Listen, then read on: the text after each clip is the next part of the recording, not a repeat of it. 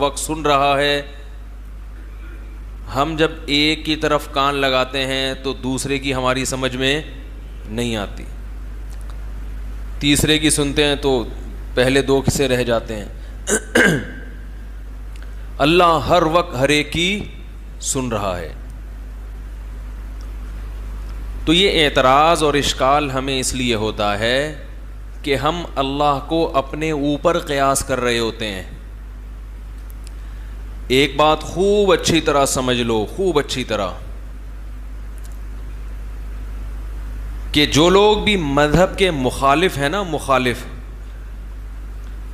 ان کے جتنے بھی دلائل ہیں اسلام کے خلاف, اللہ کے وجود کے خلاف, محمد صلی اللہ علیہ وسلم کی نبوت کے خلاف, تو یاد رکھو اگر اللہ کا وجود, جنت اور جہنم, فرشتوں کا وجود, یہ تمام چیزیں عقل کے خلاف ہوتی تو قرآن عقل کے بہت زیادہ استعمال کا حکم نہ دیتا. افلا تتفکرون, غور و فکر کیوں نہیں کرتے؟ ان فی خلق السماوات والارض لآیات لأولی الالباب, فرمایا آسمانوں اور زمینوں کے پیدائش میں عقل والوں کے لیے نشانیاں ہیں. افلا تعقلون, عقل سے کام کیوں نہیں لیتے؟ افلا یتدبرون, تدبر کیوں نہیں کرتے؟ خوب اچھی طرح گہرائی میں گھس کے غور کیوں نہیں کرتے؟ ام علی قلوب اقفالها, دلوں پہ تالے پڑ گئے ہیں, سوچتے کیوں نہیں ہو؟ اور یہ کہتے ہیں کہ ہماری عقل, ہم عقل سے فیصلہ کراتے ہیں. اگر عقل سے فیصلہ کرا رہے ہوتے میرے بھائی تو بے عقلی کی باتیں نہیں کر رہے ہوتے.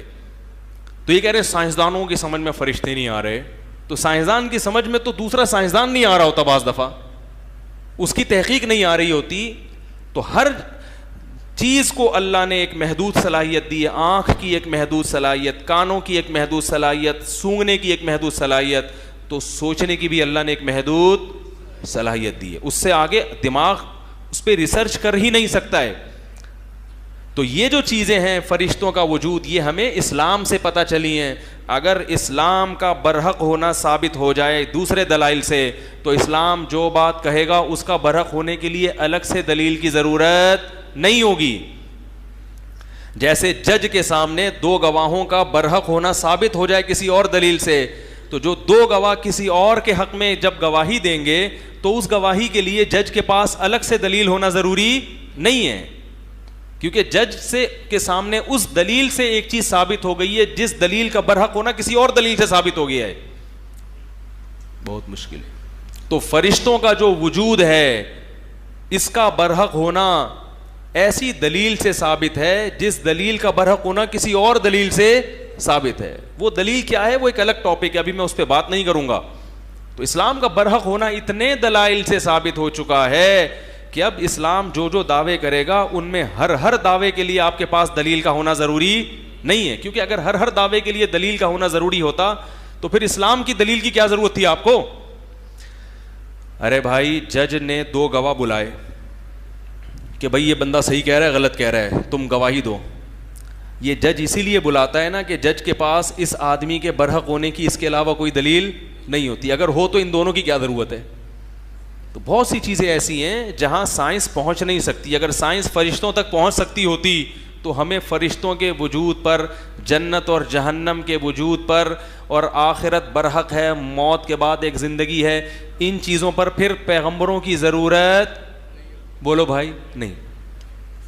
جیسے ہمیں کھانا کتنا ہے کتنا نہیں کھانا, اس کے لیے پیغمبروں کی ضرورت نہیں ہے, کیونکہ یہ حکیموں نے, ڈاکٹروں کی پہلے سے تحقیقات, بولو بھائی, چلی آ رہی ہیں. پیغمبر آتے ہیں شریعت بتانے کے لیے.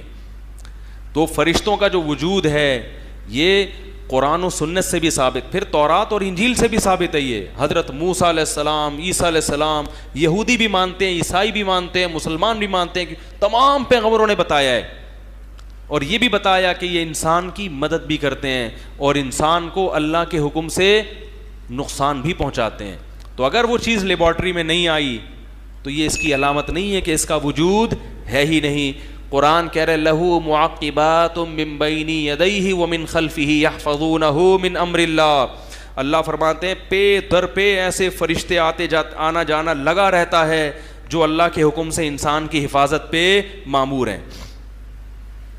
تو صرف ایک نہیں ہے, ہر وقت فرشتوں کی ایک لائن لگی ہوئی ہے جو انسان کو بہت سارے شر سے بچا رہے ہوتے ہیں. آپ کہہ سکتے ہیں کہ جتنے شر اس وقت تک دریافت ہوئے ان سے بچانے کے لیے تو تحقیق یہ ہے کہ فلاں چیز سے فلاں چیز بچاتی ہے, فلاں سے, تو کون سا شر ایسا ہے جو فرشتہ بچا رہا ہے بھائی جراثیم ہے نا, اس سے بچنے کے لیے ہمارا اندر کے جراثیم ہیں, تو ہر چیز سے بچنے کے لیے کوئی انتظام ہے. سردی سے بچنے کے لیے کمبل ہے.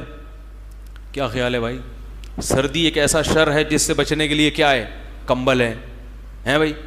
تو کون سی چیز ہے؟ فرشتے کون سے شر سے بچا رہے ہیں؟ بھائی بہت سے شر ایسے ہیں جو آپ نے دیکھے نہیں ہیں. جیسے آج سے 100 سال پہلے اگر کوئی یہ بات کرتا کہ ہم پر جو بیماریاں حملہ کرتی ہیں اس سے بچانے کے لیے اندر کے جراثیم ہیں جو ہمیں بچا رہے ہوتے ہیں, کوئی مانتا؟ دیکھا ہی نہیں ہے نا اس نے. تو ایسے بہت سے شر ایسے ہیں جو انسان کی طرف متوجہ ہوتے ہیں, لیکن انسان ہماری لیبارٹریوں ان کو ٹریس, جتنی شیطانی قوتیں ہیں, جن جو ہے نا جن, یہ مادے سے بنی ہوئی مخلوق ہی نہیں ہے. آپ کو پتہ ہے ریسرچ یہی ہے نا کہ جو آگ ہے وہ مادہ نہیں ہے, یہی ہے نا ریسرچ, وہ انرجی ہے, وہ توانائی ہے. تو جنات کو اللہ نے آگ سے بنایا, تو وہ مادی چیز ہی نہیں ہے کہ جو ہماری لیبارٹری میں وہ کس قسم کی مخلوق بنائی ہے یہ ہم نہیں جانتے. فرشتوں تو جنات سے بھی ہٹ کے ایک الگ مخلوق ہیں جن کو اللہ نے نور سے بنایا ہے, روشنی سے بنایا ہے. تو اب کون سی چیزیں شر ایسے ہیں جو ہم پہ حملہ کرتے ہیں وہ ہمیں معلوم نہیں ہے. جب معلوم ہی نہیں ہے تو ان سے بچنے کے لیے بھی اللہ نے کچھ انتظام رکھے ہوئے ہیں. وہ انتظام کس کے ذریعے ہیں؟ فرشتوں کے ذریعے. اور یہ بڑی عجیب مخلوق ہے, قرآن و سنت سے پتہ چلتا ہے, بہت طاقتور ہیں, ان سے اللہ کام لیتے ہیں. بڑی بڑی قوموں کو اللہ نے فرشتوں کے ذریعے تباہ و برباد کیا ہے, اور یہ انسان سے محبت کرتے ہیں, اللہ کی حمد و ثنا کرتے ہیں. یہ ساری صفات قرآن و سنت نے بیان کی ہیں, اور ان میں کوئی بات بھی عقل کے خلاف نہیں ہے. بھائی ہو سکتا ہے ایسی مخلوق ہو سکتا ہے ہمیں اس قسم کی چیزیں نقصان پہنچا رہی ہوں, ایسی مخلوقات ہوں جو ہم نے دیکھی. بھائی ہم نے تو جراثیم دیکھ لیا نا, اور بھی تو مخلوقات ہو سکتی ہیں. یہ کون دعویٰ کر سکتا ہے کہ ساری کائنات کی ہر چیز میری سمجھ میں آ گئی ہے؟ یہ دعویٰ کرنا ہی حماقت ہے. میرے ساتھ ایسا ہوا تھا ایک دفعہ, میں وہ کام کر رہا تھا, تو وہ ابھی چھوڑو, پھر میرے واقعہ پہ کلپ بنا دیں گے لوگ, بہت بڑے بزرگ ہیں, کرامت مفتی صاحب کی. پھر جو بزرگ مانتے ہیں وہ واہ واہ, اور جو نہیں مانتے وہ گالیاں لکھ رہے ہوں گے. ٹھیک ہے نا, یہ مارکیٹ میں یہ چل رہا ہے. تو یہ جو ہے نا فرشتوں کے ذریعے مدد, یہ مشاہدے پر مبنی حقیقت ہے. بچا لیتے ہیں فرشتے انسان کو. کوئی ایسی دھکا دے دیتے ہیں, بعض دفعہ ایسا بھی ہوتا ہے, گاڑی آ رہی ہے, کئی واقعات ہوئے ہیں, پیچھے سے بس آ رہی ہے, اور کیا ہوا ہے. ایک چھوٹا سا واقعہ میں بتاتا ہوں, اس میں کرامت کا اتنا عنصر نہیں ہے, کرامت کا عنصر نہیں ہے, تو چونکہ اس میں کی لاجک بھی ہے تو اس لیے وہ بتا دیتا ہوں. مجھے یاد ہے میں ایک دفعہ جا رہا تھا, تو ہم بچے تھے نا, ہماری عادت تھی ٹیکنیکل قسم کے کچھ الٹے سیدھے کام کرنے کی, کوئی یونیک قسم کا مارکیٹ میں کام لے کر آئے. تو وہ تندور سے گھر والوں نے روٹیاں لینے کے لیے بھیجا, تو میں روٹیاں لے کے آ رہا ہوں, تو میرے ساتھ میرے کزن بھی. ہم نے کہا اوپر دیکھ کے چلتے ہیں آسمان پہ. بچے تھے نا, نئی نئی شرارتوں کا شوق ہوتا ہے. کیونکہ وہ تقریباً 1 کلومیٹر کا فاصلہ تھا, تو ہم نے کہا کہ ہم اتنے دنوں سے تندور آ رہے ہیں, اب یہ تجربہ کرتے ہیں کہ اوپر دیکھ کے ہم گھر تک پہنچ سکتے ہیں کہ نہیں پہنچ سکتے. یعنی اندازے سے چلتے ہیں, ستاروں کو دیکھ کے. نہیں آ رہی سمجھ میں؟ اوپر دیکھ کے, آسمان پہ دیکھ کے چلیں گے, چلتے چلتے نا اندازے سے کون پہنچتا ہے اور کون کہیں اور نکل جاتا ہے.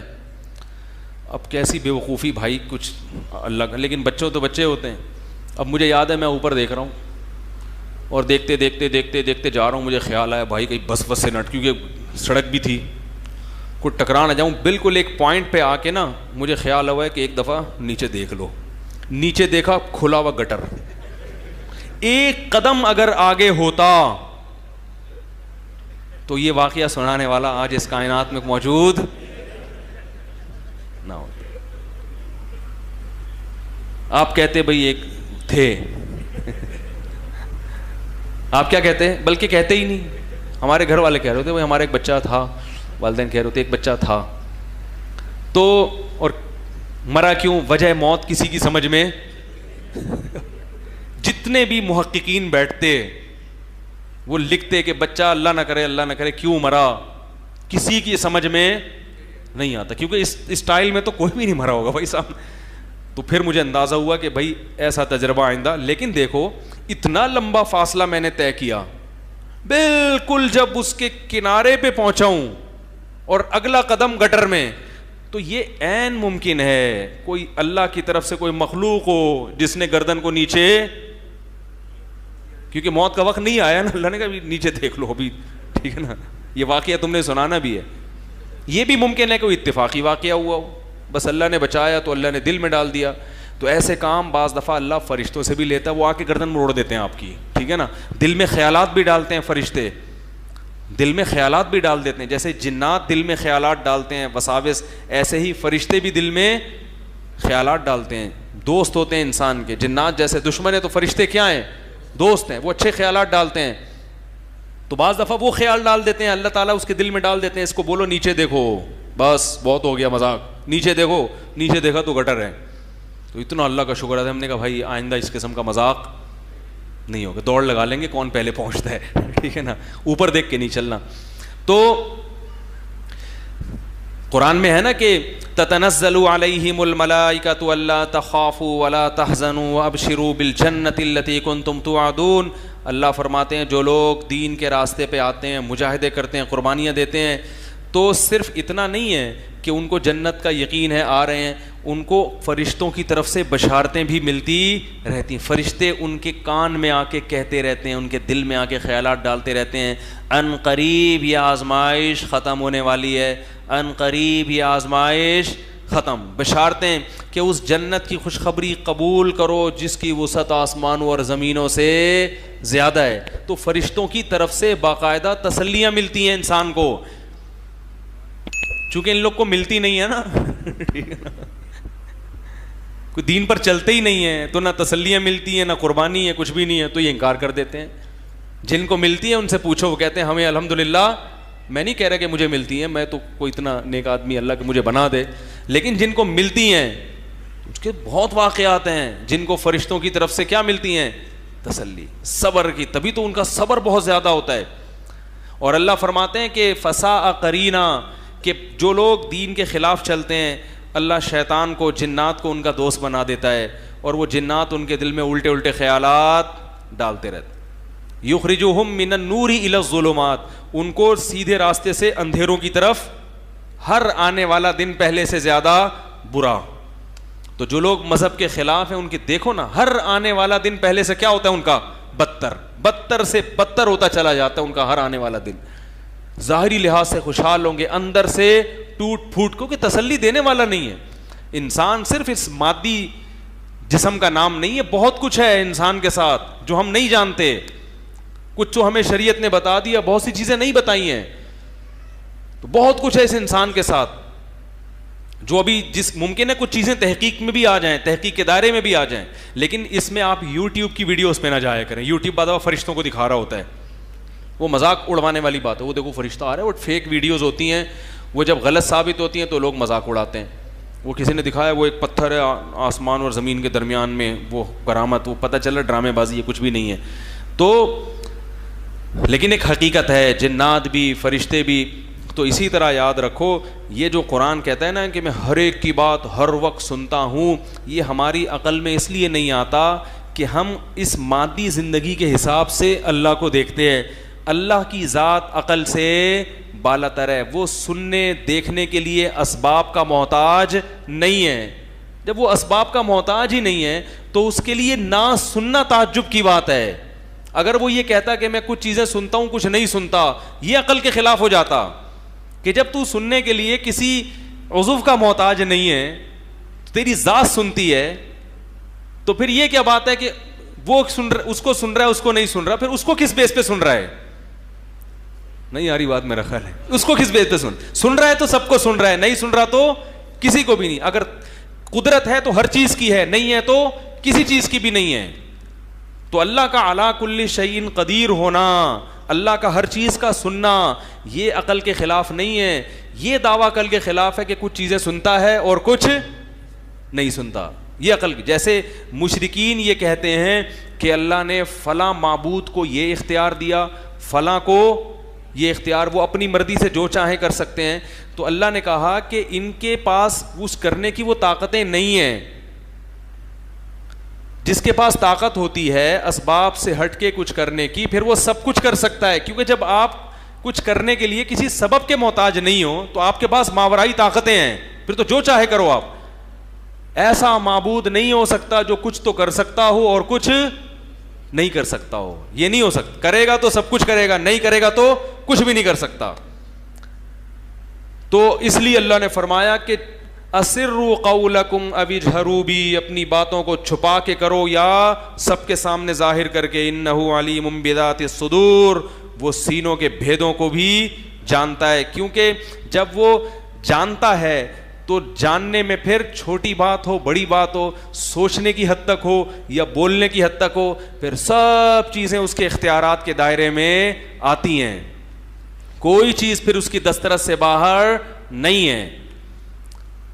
تو اسی لیے اللہ نے آگے فرمایا کہ جب وہ سب کچھ, الا یعلم من خلق, فرمایا جس نے پیدا کیا وہ سن نہیں سکتا. کیا مطلب بھائی, پیدا کرنے کی بھی کوئی لاجک نہیں ہے, زیادہ مشکل کام ہے.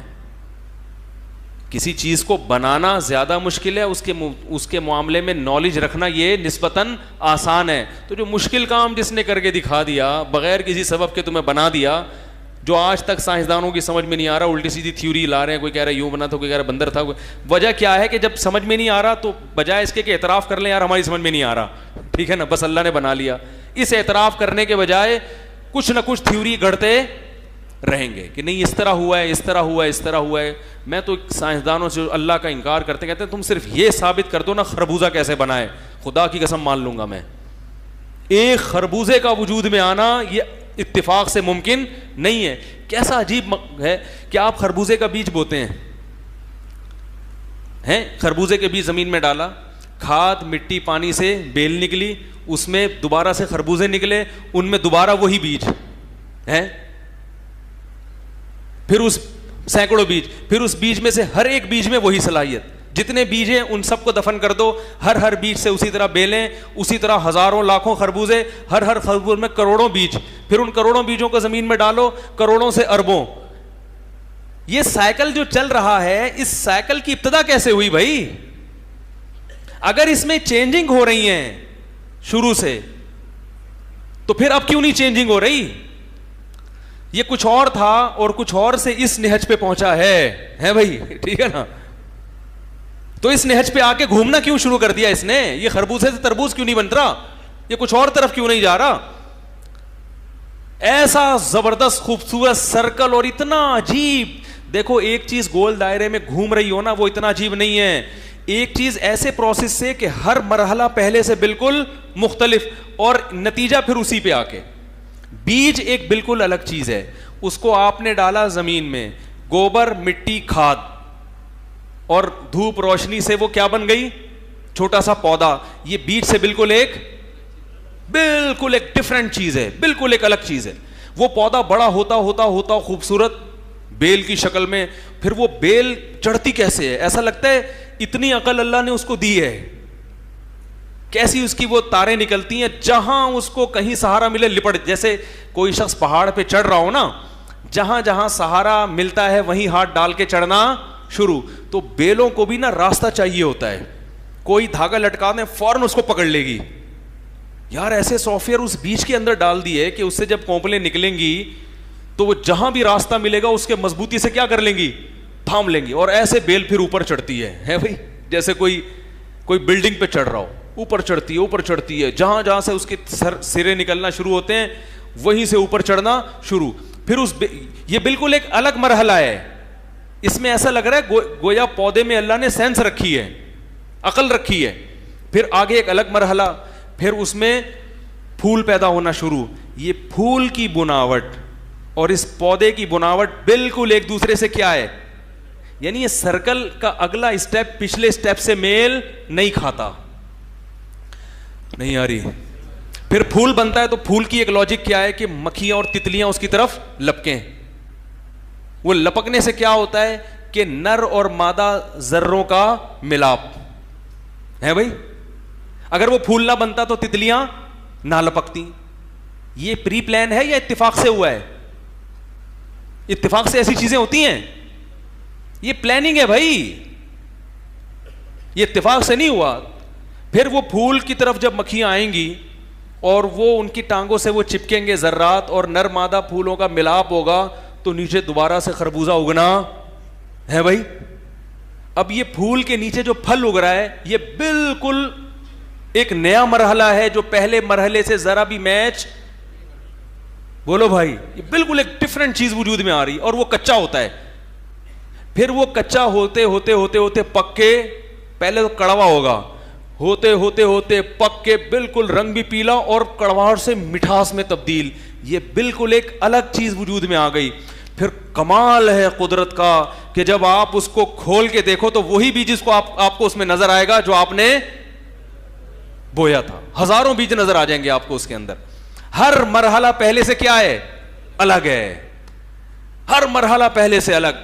تبھی قرآن کہتا ہے ذالک ھذا خلق اللہ, یہ ہے اللہ کی تخلیق, یہ ہے اللہ کی تخلیق. ھذا کا مطلب کیا ہوتا ہے؟ اشارہ. جیسے کوئی ڈارون گویا اللہ کے سامنے کھڑا ہے اور وہ کہہ رہا ہے یہ انسان بندر سے وجود میں آیا, اتفاق سے ایسا ہوا, اتفاق سے ایسا ہوا. اللہ اس کو کان سے پکڑ کے لاتے ہیں, خربوزہ دکھاتے ہیں, ٹھیک ہے نا, کہ انسان تو خربوزے سے زیادہ پیچیدہ ہے. تو خربوزے کو ذرا بیچ زمین میں ڈال, پھر دیکھ اس سے کونپلیں نکلتی ہیں, پھر دیکھ اس سے تناور بیلیں نکلتی ہیں, یہ بیلیں کیسے اوپر چڑھ رہی ہیں, پھر پھول کیسے پیدا ہو رہا ہے. اللہ نا اس کو ھذا عربی میں اشارہ, جب ہاتھ سے اشارہ کرتے ہیں نا اس وقت بولا جاتا ہے اشارہ. ایک ہوتا ہے ہوا, ایک ہے ھذا. ہوا کا مطلب وہ, جیسے ہی, اور دس کب ہوتا ہے اشارہ, یہ دس. تو اللہ گویا ڈارون کو کان سے پکڑ کے لا رہے ہیں, ٹھیک ہے نا, بولنا ادھر آ کھڑا, تو لوگوں کو الو بنا رہا ہے, لوگوں کہہ رہے ہیں میں بندر سے ہم وجود میں آئے ہیں, اتفاق سے ہوا ہے. تو اللہ کہتے ہیں تو خربوزے کو دیکھ لے, یہ اتفاق سے نہیں ہو سکتا. یہ بیج ڈال ذرا زمین میں, پھر دیکھ کیا نکل رہا ہے, پھر دیکھ کیا ہو رہا ہے, پھر دیکھ پھول پیدا ہو رہے ہیں, پھر دیکھ اس پھول کے اندر کیسے کچا پودا, پھر وہ خربوزہ, پھر جب اسے کھولے گا وہی بیج. اب دوبارہ اسی بیج کو ڈال, 1000 سال تک تو یہ کام کرتا رہے, یہی خربوزہ پیدا ہوتا رہے گا. ھذا خلق اللہ, یہ ہے اللہ